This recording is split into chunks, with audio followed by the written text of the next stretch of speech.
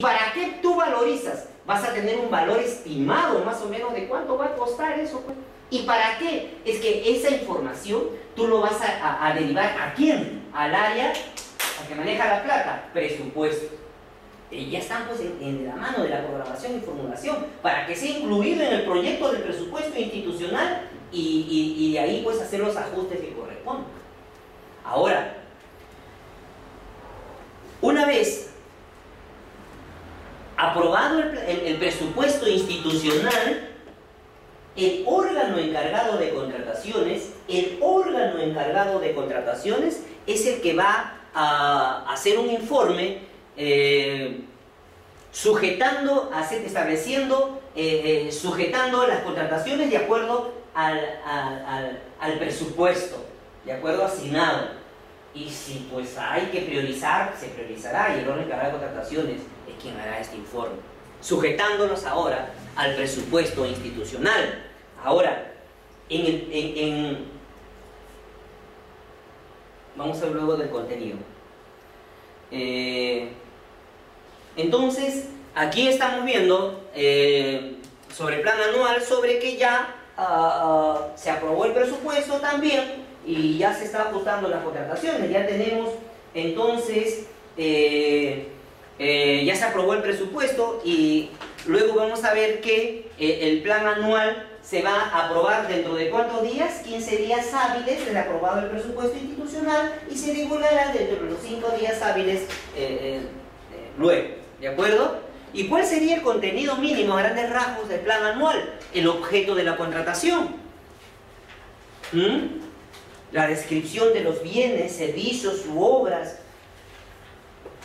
la utilización de este instrumento ordenador como es el catálogo manejado por el OCE, el valor estimado de la contratación, eso que yo he determinado al hacer la indagación de mercado.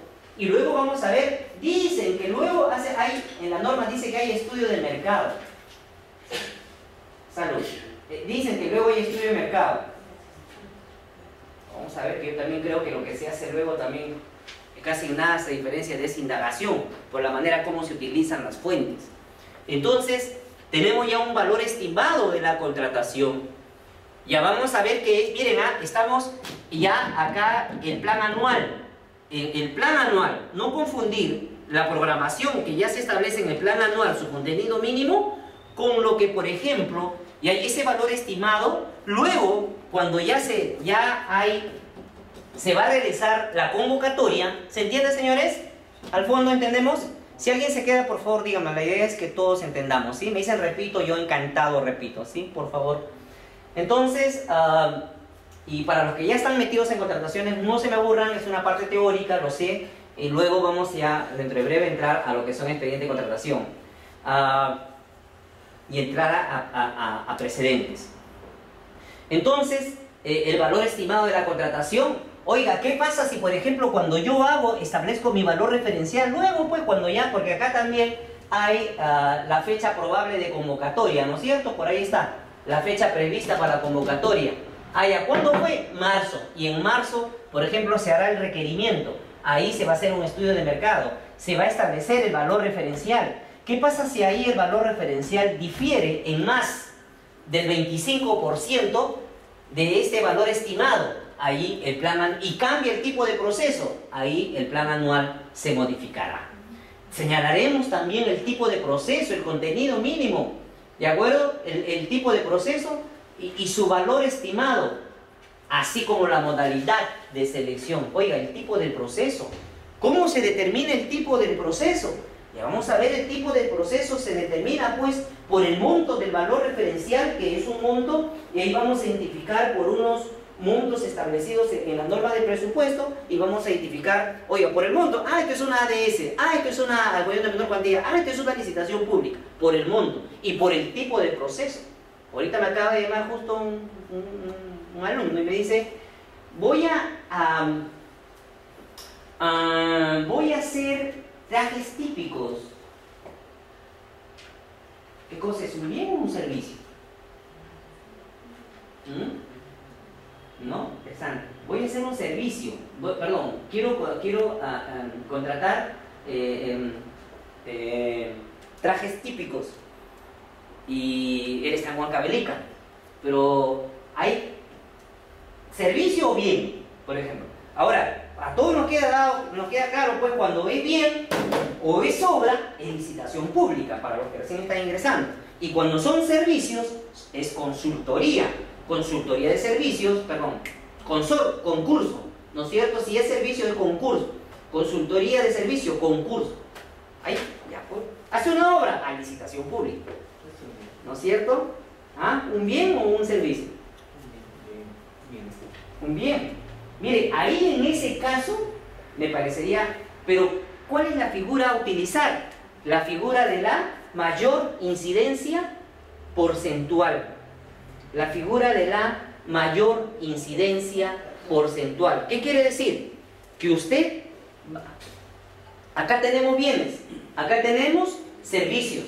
Usted va a sumar las prestaciones que constituyen servicio y las prestaciones o actividades que constituyan bienes.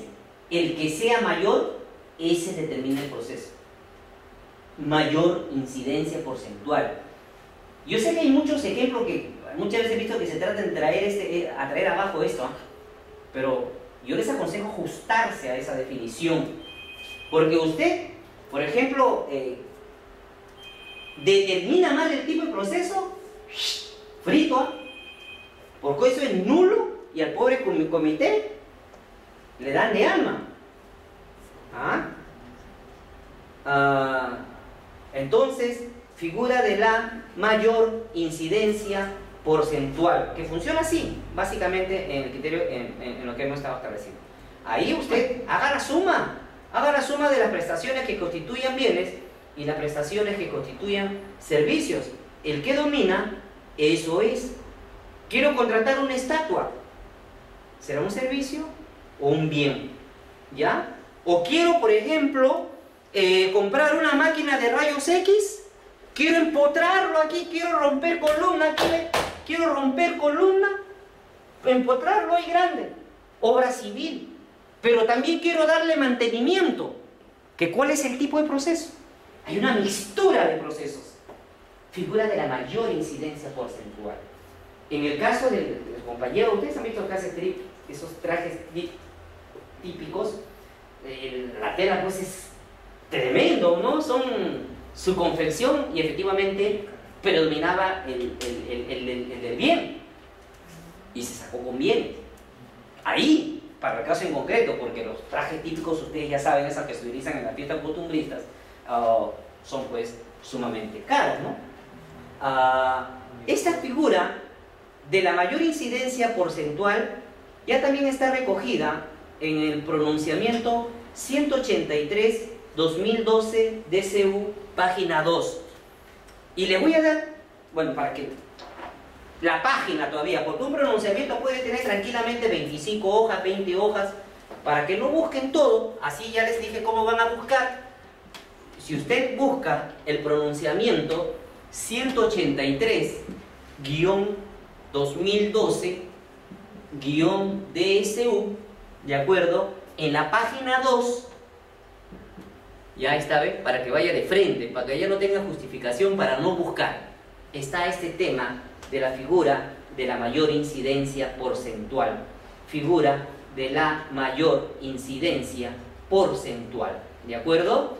Entonces, ahí, y si le digo, la mala determinación de un tipo de proceso conlleva la nulidad y, no le quede duda, responsabilidad del comité. Ahora, la modalidad de selección, ya vamos a ver que esto es, por ejemplo, o va a ser por subasta inversa o por convenio marco. A grandes rasgos, pues en la subasta inversa es una modalidad de proceso de selección de los procesos tradicionales porque tiene ciertas particularidades.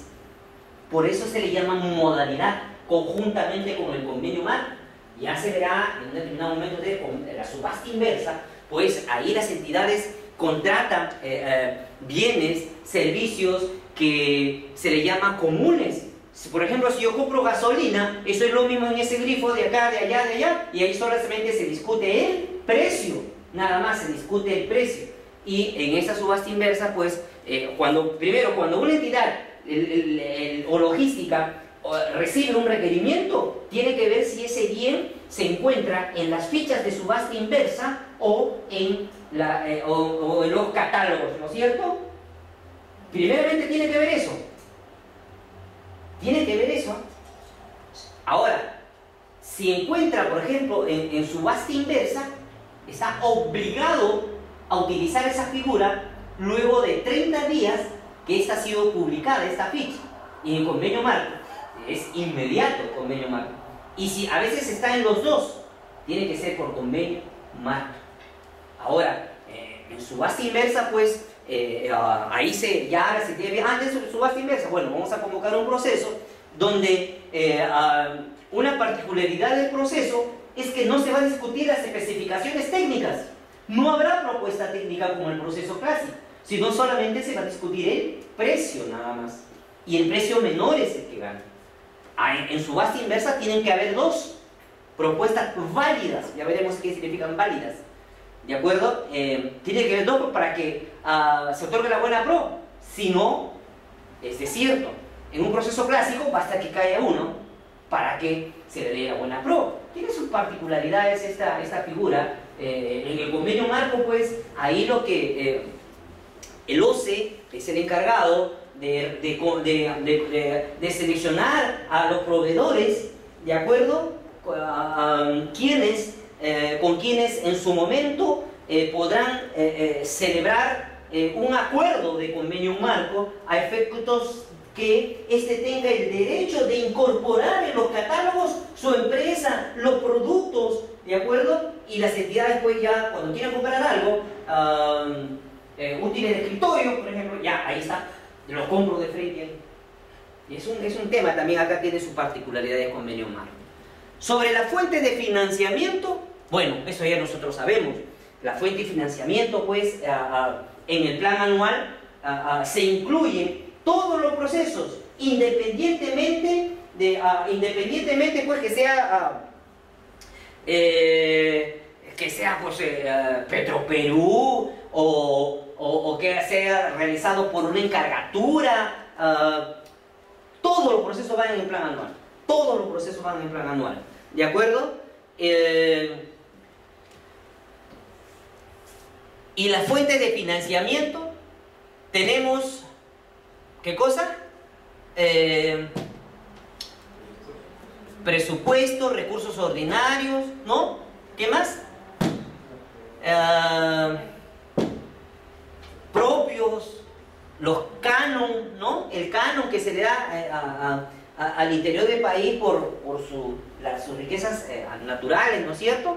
Canon que se le asigna, la fuente de financiamiento. Ya tiene que estar establecido ahí la fuente de financiamiento, el tipo de moneda, los niveles de centralización o desconcentración que tenga facultad para controlar. ¿Qué tanto hablamos ahí de lo que son las unidades ejecutoras, por ejemplo?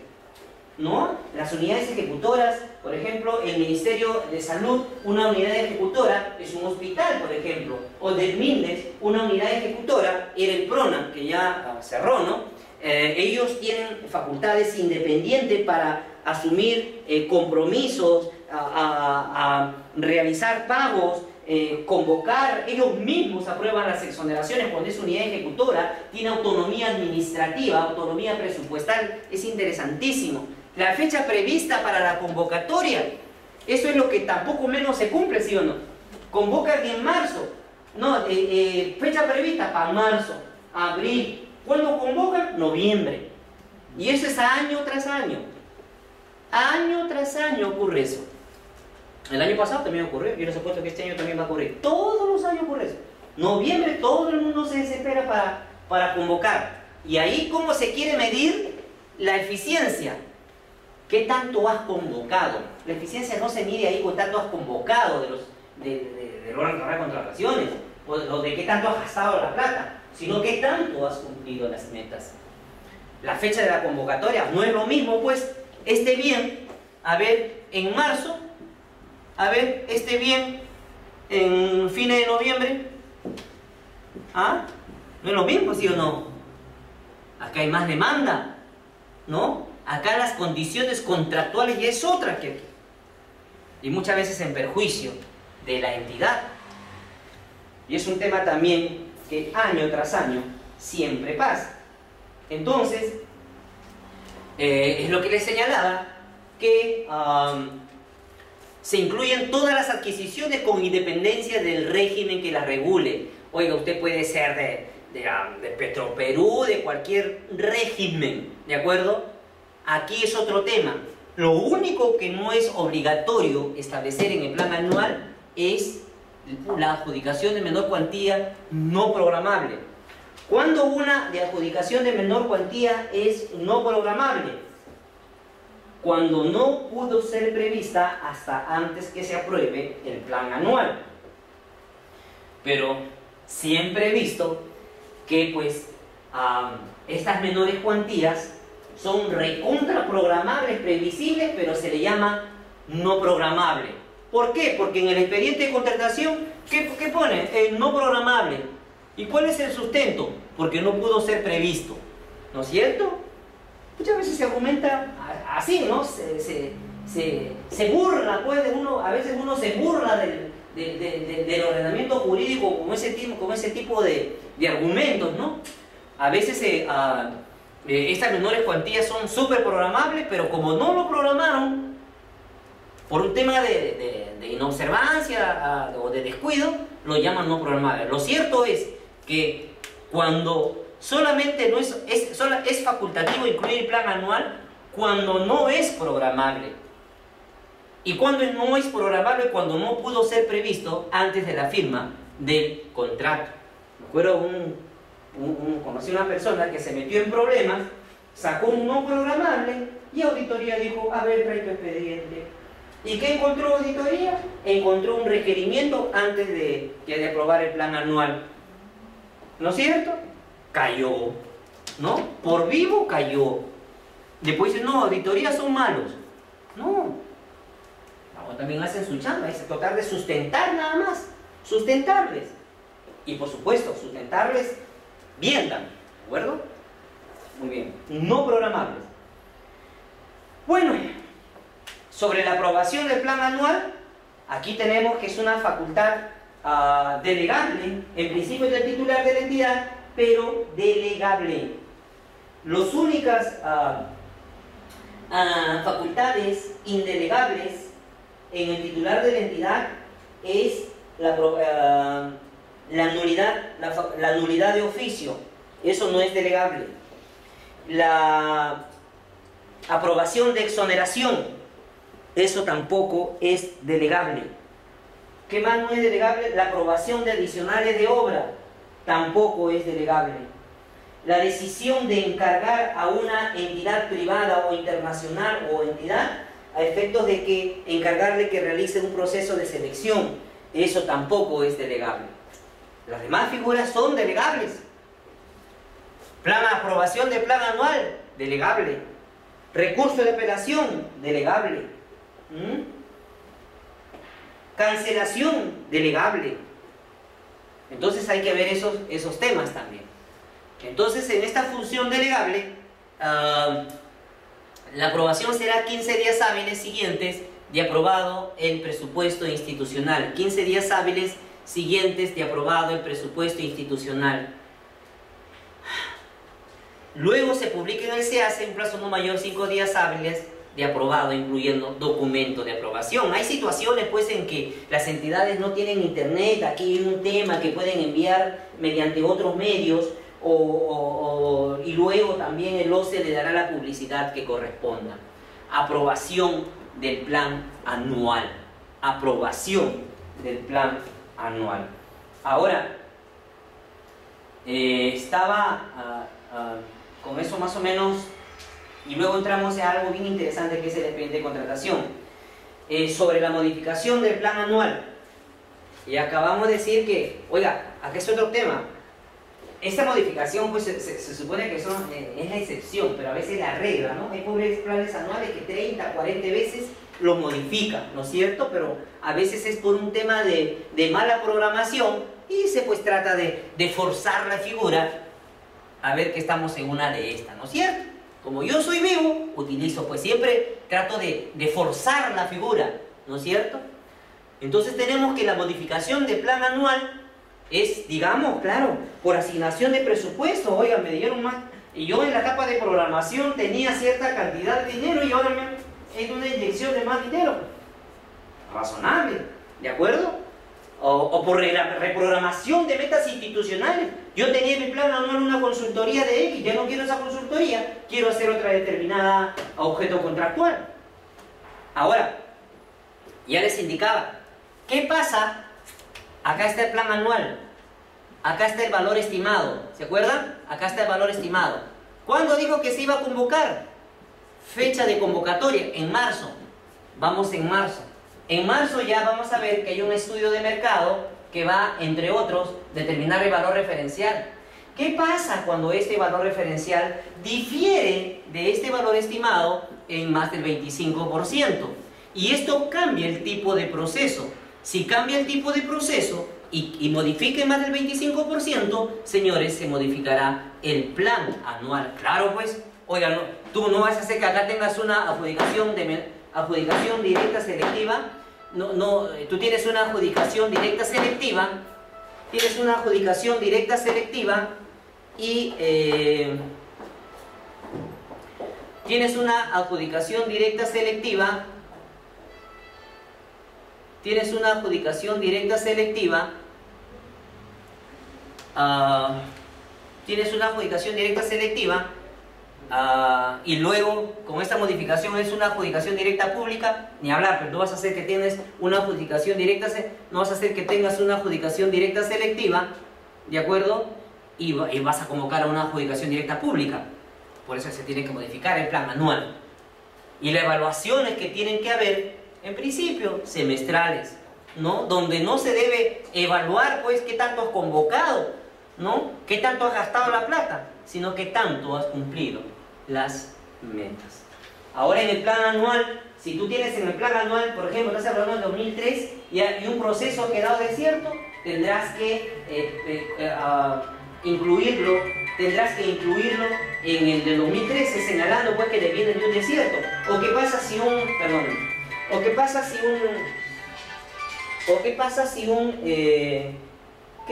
un proceso devino en nulo por temas de actos preparatorios?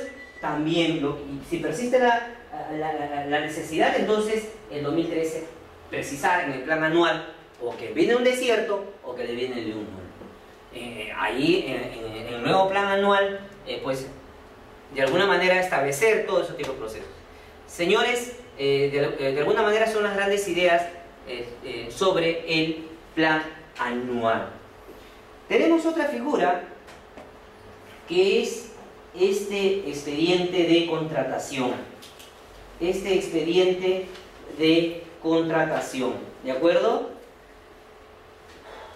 Bien, el expediente de contratación, señores, el expediente de contratación, vamos a ver primero un plano exegético, luego ya cuando enfoquemos a requerimientos y ahí vamos a entrar lo que son a los precedentes.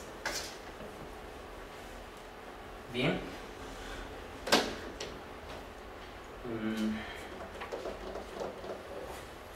¿Están bien? ¿Desean hacer un pequeño descanso de 10 minutos? Como ustedes digan. ¿O están bien? ¿Continuamos? ¿O desean? ¿Sí? ¿Continuamos, señores? Ya, bien. Sobre el expediente de contratación. El expediente de contratación, señores, debe contener desde los requerimientos, desde el requerimiento del área usuaria. Ojo, ya salimos del plan anual, ya está la fecha estimada y ahora estamos, oye, ¿cuándo se va a convocar? En marzo, ahí, acá estamos ahora, ¿de acuerdo? Acá estamos, en toda la documentación de proceso, desde el requerimiento del área usuaria hasta la culminación del contrato. Desde el requerimiento del área usuaria hasta la culminación del contrato, ¿no es cierto? Y acá ya está, de acá ya hemos hablado de la programación, ahora aquí va a haber el requerimiento del área usuaria. Ya vamos a explicar, ahí es donde vamos a aplicar precedente. Ahí tenemos qué es lo que debe contener el expediente. Las ofertas no ganadoras también deben estar ahí. La disponibilidad de recursos y su fuente de financiamiento. la certificación presupuestal, ¿no es cierto? La certificación presupuestal, vamos a ver que no significa que tengas dinero, sino que tengas disponibilidad de recursos y fuentes de financiamiento a efectos de poder realizar el compromiso o el pago en su momento. Al final, el expediente de contratación estará a manos del órgano encargado de contrataciones. Entonces, miren, desde el requerimiento hasta su culminación, y hasta cuándo culmina, hasta el pago, ¿no es cierto? Entonces, el requerimiento, el expediente de contratación está es desde el requerimiento hasta el pago, ¿de acuerdo? Hasta el pago. Entonces, las constancias del pago, las liquidaciones, todo tienen que estar en el expediente de contratación. Si no, no culmina. Si no se ha pagado, no se ha culminado ese expediente de contratación. Y es lo que señala la diapositiva que le sigue. Sobre el área usuario y el requerimiento vamos a explicarlo cuando veamos requerimiento, vamos a dejarlo. Y la finalidad, entre otras, es que va a contener toda la información técnica, económica, por ejemplo, el comité especial cuando va a elaborar los factores de evaluación, va a recurrir al expediente de contratación. También pues tiene que tener, ¿qué cosa? También sirve para fines de control. ¿Qué pasa? Contraloría, auditoría, quieren establecer un mecanismo un trabajo en una entidad, pues requerir ese expediente. A veces, hace poco un señor me dice que la entidad ha desaparecido el expediente. Eso no puede pasar, pues, ¿no? Se puede traspapelar, bueno, pediría que desaparezca. Ahora, entonces, toda la información esta va a permitir tener selecciones de propuesta en buenas condiciones. Ahora, aquí hay un tema. Esta última diapositiva, solamente aquí, ver esta diapositiva para aplicarlo mejor en la siguiente diapositiva, su aprobación, ¿no es cierto? Un funcionario competente, de acuerdo al reglamento de organización y funciones, ¿no es cierto? De acuerdo al reglamento de organización y funciones. Luego esto se entrega pues al comité especial y cada entidad define los procedimientos y plazos para determinación o en la aprobación del expediente, designación del comité especial. Ahí pues, ¿qué pasa cuando al comité especial le dan el expediente? Sabemos que al día siguiente ya tiene que convocar y reunirse, pero después cuánto tiempo hay para elaborar las bases, eso no hay plazo, ¿no es cierto? Pero ya depende de cada entidad. Ahora, aquí ingresamos a un tema súper importante, a un tema que constituye, como ya lo estábamos señalando, el talón de Aquiles de muchas entidades, el requerimiento, ¿no es cierto? O la solicitud del área usuaria. Miren, el área usuaria, independientemente de lo señalado ahí, pues que debe tener las características técnicas mínimas, qué cantidad, periodo de contratación, lugar de entrega, plazo, forma de pago, en otras palabras, el requerimiento debe contener todas las condiciones en las cuales se va a comprar el bien, se va a contratar el servicio. El expediente de contratación, o el requerimiento, perdón, tiene que tener todas las informaciones del modo más específico.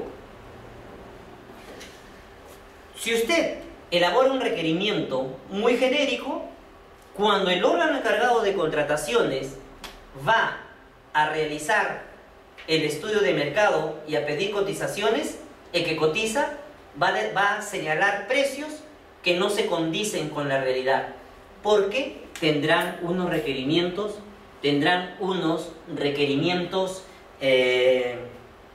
muy genéricos. El valor referencial, ya vamos a ver, se va a determinar en base a los requerimientos técnicos mínimos. El valor referencial se va a determinar en base a los requisitos técnicos mínimos. Se va a determinar en base a los requisitos técnicos mínimos. En base a los requisitos técnicos mínimos. ¿De acuerdo? En base a los requisitos técnicos mínimos. Entonces, requisitos técnicos mínimos mal elaborados Entonces, señores, cotizaciones mal elaboradas, fuera de la realidad, en perjuicio del Estado. Entonces, cuando se hace el área usuaria, ¿quién más que el área usuaria es el que conoce cuál es su necesidad? No logística, el área usuaria. ¿Quién es el que conoce que quizás ese equipo para utilizar, para sacar endoscopías, cuáles son los problemas que ha ocasionado en años anteriores? O quizás el mango es muy amplio, quizás necesitan otro material, se han presentado problemas al ingresar al cuerpo humano, el área usuaria. Entonces el área, año tras año, pues no debe hacer el copia y pega del requerimiento del año pasado, sino tener como referencia lo del año pasado. Igual en el servicio, a veces se quejan las áreas usuarias, triste.